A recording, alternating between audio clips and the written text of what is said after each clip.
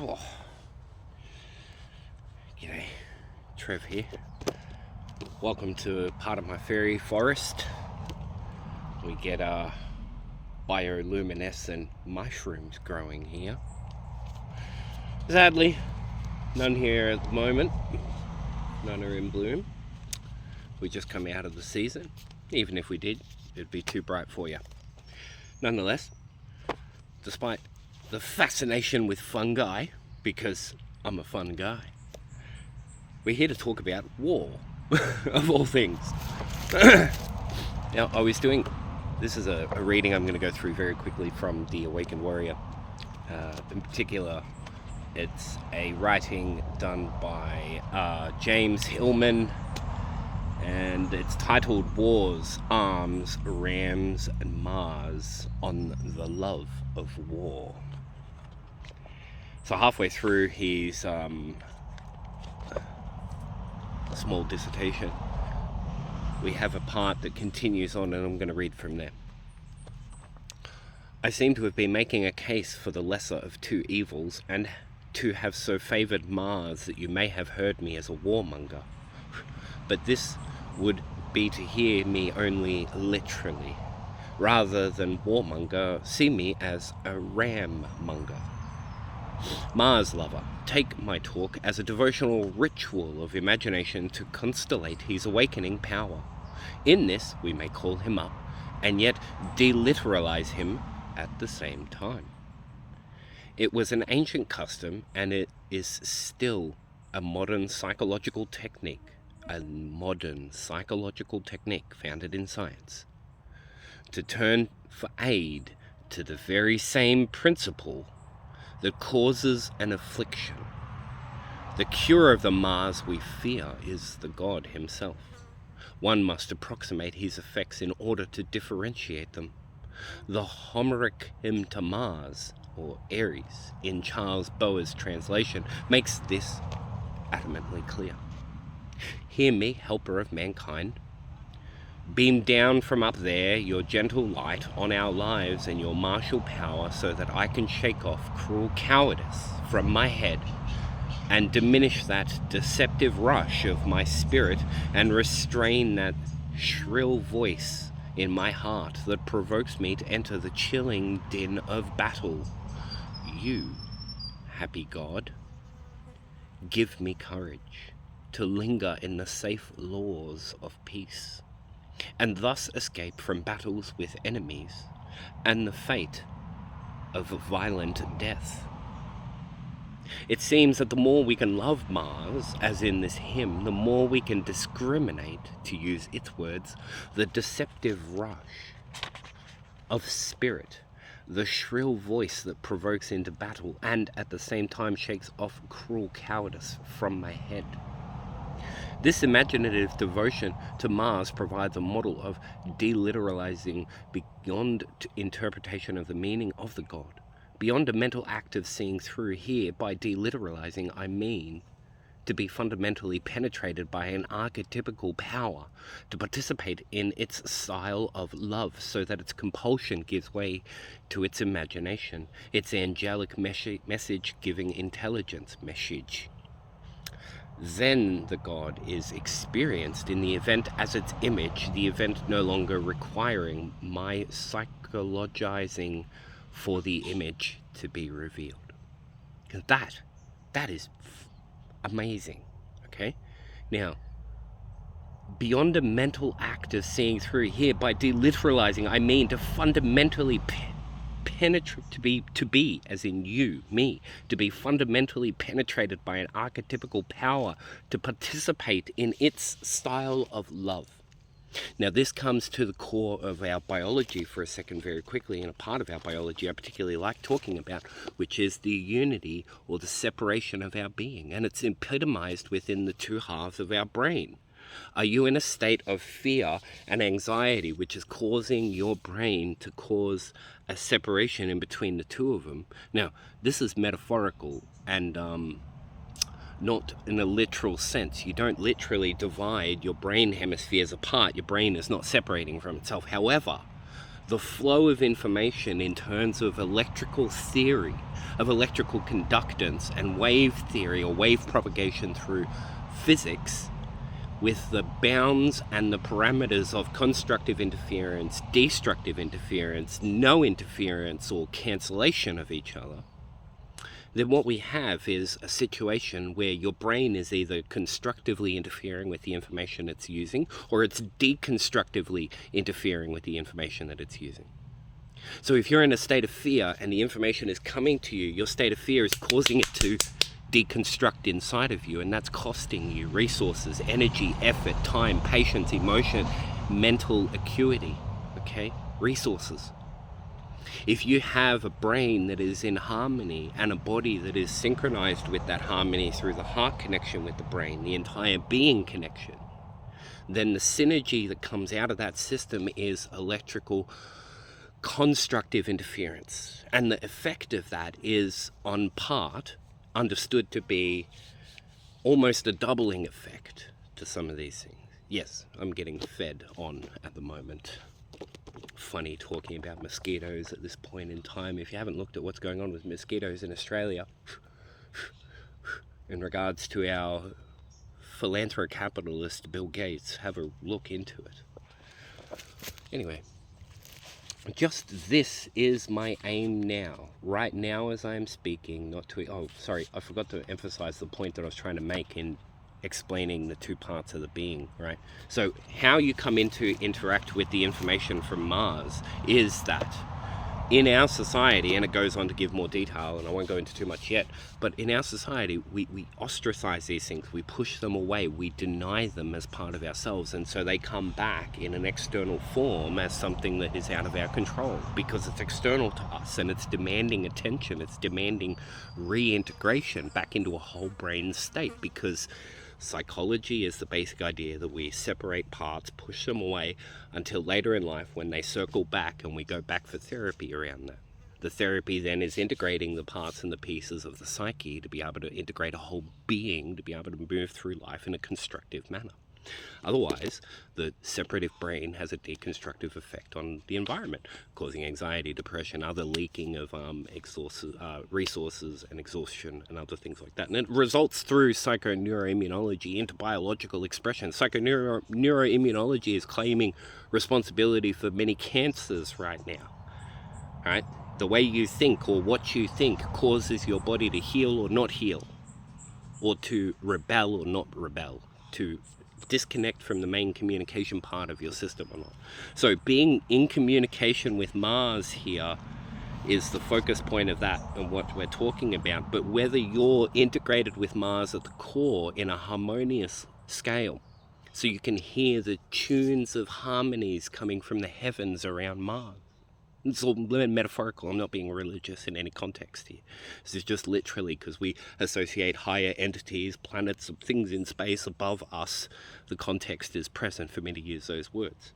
It's not just poetic, it's accurate. To a degree. It's not literal.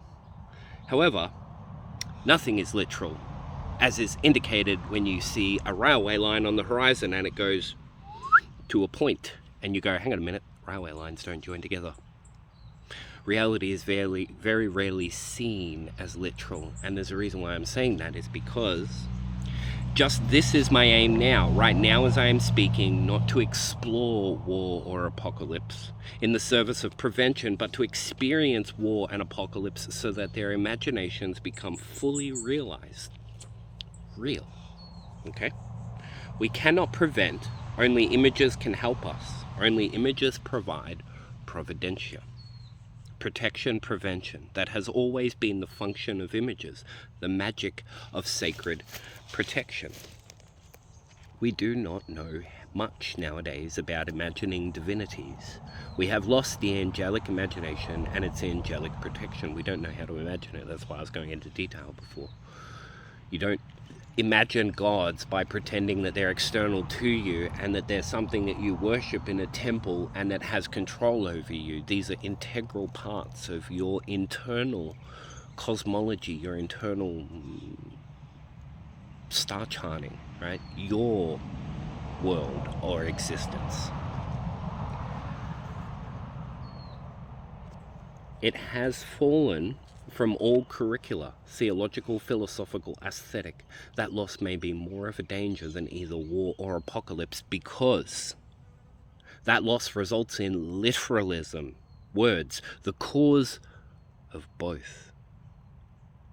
As Lifton says, the task now is to imagine the real. However, like so much of our imagination of the archetypical themes in human nature, the wars we now imagine are severely limited by modern positivistic consciousness. We imagine wars utterly without soul or spirit or gods, just as we imagine biological and psychological life, social intercourse and politics, the organization of nature, all without soul, spirit, or gods, things without images. Images are things that can't be proven. Images are concepts. Words are things that can be proven. Look, they're right there. Show me what these words look like inside your imagination. Although with AI and neurology nowadays, we're getting some distance with that. Wars show this decline of ritual and increase in positivism, beginning with Napoleon and the war between states, 1861 to 65. The Great War of 1914 to 18 was stubborn, massive, unimaginative. The dark, satanic mill relocated in Flanders. 60,000 British casualties in one single day on the Somme. And the same battle repeated and repeated, like a positivist experiment or a positivist logical argument. But if we keep going, we'll achieve the goal. The repetition of senselessness. Our wars become senseless when they have no myth, when there is no image, when there is no depth, when there is no imagination, there is no myth. Guadalcanal, Incon, My Lai. Battles, casualties, graves at best, statistics of firepower and body count all over. But no myth, none. The reign of quantity, however, utterly literal, inescapably literal. Lacking a mythical perspective that pays homage to the god in war, we run the dangers of both war breaking out and loving war too much. And a third one, not being able to bring a war to a proper close, and this is important. The Allies' demand for unconditional surrender only prolonged the Second World War, giving justification for the atomic bomb. Polybius and Talleyrand knew better. Masters of war know how and where and when to ease out the god's fury. The very idea of an unconditional surrender evokes the blind rage of Mars. Ceasus, insanus, the last-ditch suicidal effort. Surrender requires ritual, a rite de sortie that honors the gods and allows his warriors to separate themselves from his dominion.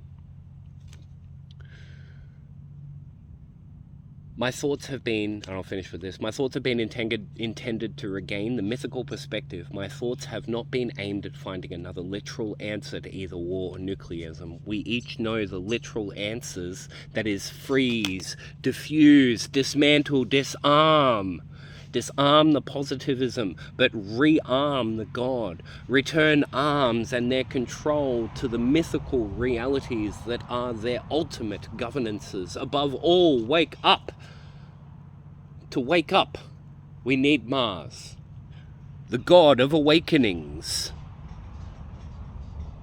Allow him to instigate our consciousness so that we may escape the fate of violent death and live the martial peace of activism, active in the creation of peace, the peaceful warrior with the fury of Mars in sustaining that. Fury doesn't mean aggression and negative. It means passion engagement. Now, I absolutely loved that, and I could not put it into a video, because this is exactly what we're talking about in terms of Joseph Campbell. He was beautiful at pointing out that a human without myth is a machine, is a data input without love. And this is what I've been learning the most about masculinity, is it's epitomized the most I've seen in Japanese anime and other animes, where you have masculine characters who are the peak of masculinity and who obsessively, uncontrollably bawl their eyes out over a sad story of a little girl or a little boy, about how this little boy, 6 years old, is trying the best that he can to make his dad happy because his dad is working all day, so he tries to clean the floor at home. And you get these big macho types in these animes that just break down into tears over the love of passion that they hear in this child, as this child is striving to make a life worthy of the love that he has for his family. That romance, that creation of romance, putting emphasis and meaning into something that literally does not exist, so to speak, in a literal sense. This is a literal sense, okay? The story about this and how it came to be, the fact that it was actually the stick discarded from the tree in order to be able to save a bird from being trapped by a quoll. Here in Tasmania we have these marsupials, and somewhat this big, and there's a couple of them, Tassie devils and quolls. Everybody's heard of Tassie devil. Quoll is an interesting one. It's like a spotted, different marsupial, and they're both meat eaters, so they're carnivores, and they are the predators around here. So, naturally speaking, the environment, that would be the predator that would be trying to chase down its prey, and the tree just so happened to go, you know what, predator, whoosh, and drop this branch at exactly the same time, because the tree could feel the presence of the the feet pittering and pattering along the ground, the heartbeat of the bird as it's swimming through these trees in the air, the gushes and winds as this tree is feeling the movement and the conjunction of the song and the harmony of all of these other trees leading into this present moment, for it to know ahead of time where to place this, to exactly make sure that the quoll gets a knock and a distraction at the right time for the bird to hook in the direction that it needs to take to get out. Complete fantasy. But meaning. Real meaning. This is the meaning that we put to things. Think about every human story, every challenge, every overcoming of any obstacle has with it a poetic story of overcoming an obstacle. This is the archetypical format of what Joseph was saying is the hero's journey, the hero story. We have problems in life. We have movements and overcomings in life, challenges and circumstances, although I like to think of it all as feedback, because these things are not here to fight me unless I want to fight them. If I'm in that second state of neurology, then I will be fighting them even uncontrollably and unknowingly, cognitive dissonance.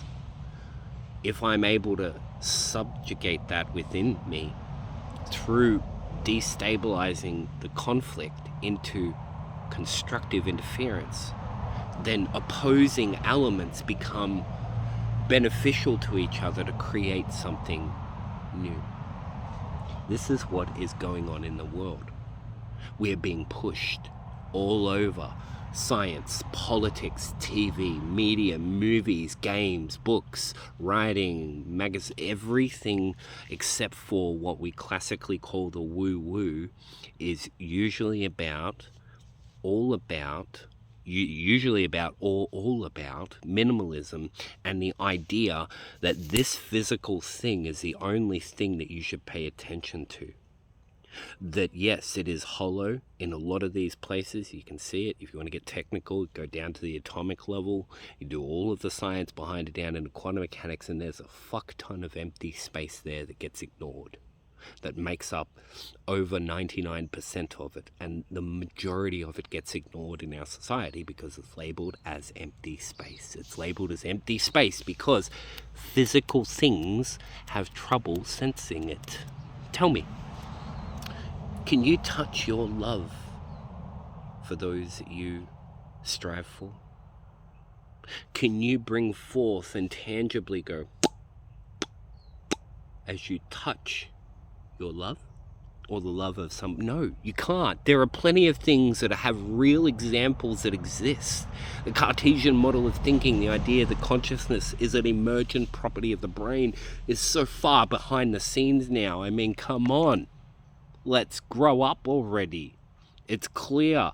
We have the majority of people out there with literal personal experience of leaving their body. That refutes everything. Personal experience refutes theory.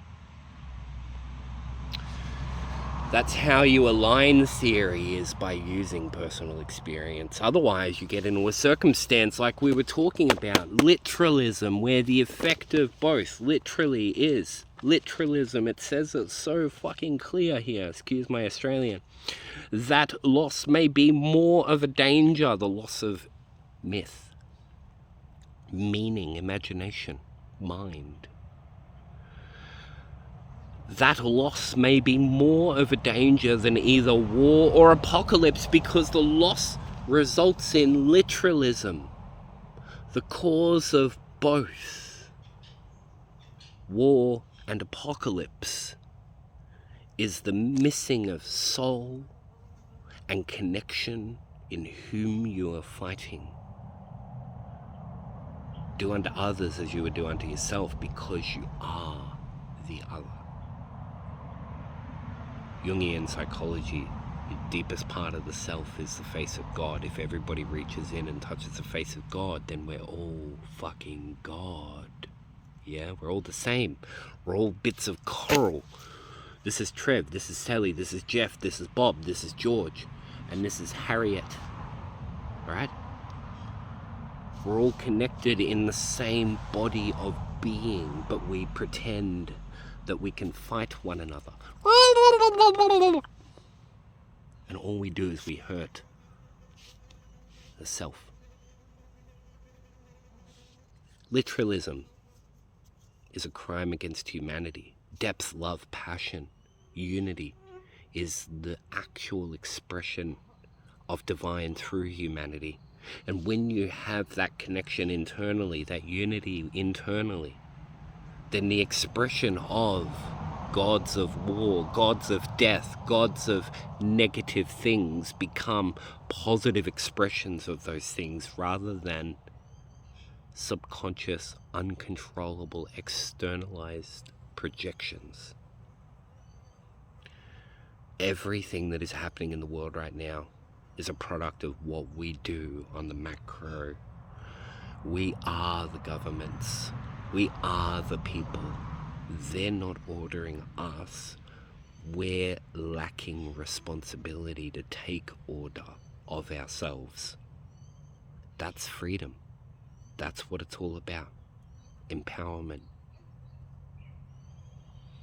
With that, and of course with unlimited amounts of love and infinite fucking balls of magic. Enjoy.